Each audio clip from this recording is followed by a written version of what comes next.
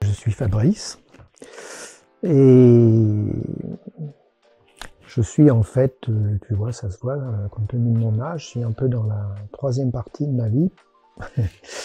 Et voilà, c'est une partie où j'ai décidé de me consacrer à l'essentiel.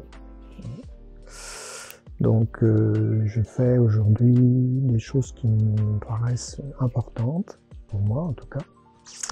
J'espère aussi un peu pour les autres.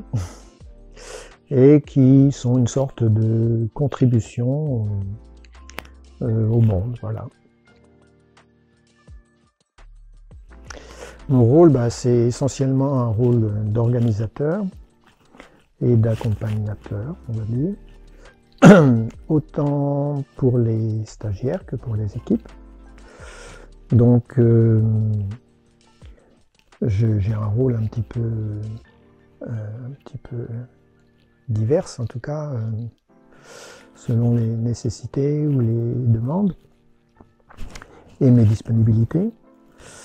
En fait, je ne suis pas présent systématiquement sur les stages maintenant, puisque il y a des équipes bien rodées, bien expérimentées, qui savent accompagner très bien. Mais quand je suis là, en fait, c'est le plaisir des rencontres, le plaisir des transformations, des découvertes, voilà. C'est comme je le dis, tant pour vis-à-vis des équipes que des stagiaires. Un stage chez Jeunes et Abondance, ça peut être plein de surprises. C'est souvent très transformateur. Et d'ailleurs, ça fait partie des plaisirs aussi, pour moi, de voir ces transformations chez les personnes qui sont là, qui viennent au bout d'une semaine. Donc on voit des transformations physiques, presque systématiquement. Ça déjà, c'est un plaisir. Et parfois des transformations plus importantes, ou disons plus profondes.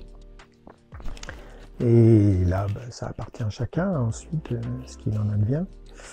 Mais voilà, c'est des prises de conscience, des moments qui sont favorables pour ça. Les propositions qu'on fait de jeunes et sous ces diverses thématiques. Et c'est surtout cet aspect-là, oui, de transformation et de joie, en fait. Alors, une semaine de stage chez Jeunes et Abondance, c'est ça, c'est la transformation, c'est la joie, je pense. Je dirais en premier la joie, la légèreté, c'est le sentiment d'être plus fort, ouais, de repartir plus fort qu'on était. Aussi de s'être soi-même un peu découvert. Souvent c'est une expérience nouvelle pour beaucoup de gens qui viennent ici. Donc il y a la nouveauté de l'expérience, mais il y a aussi la nouveauté de se rencontrer soi sous des aspects qu'on n'a pas forcément imaginés, dont on prend conscience.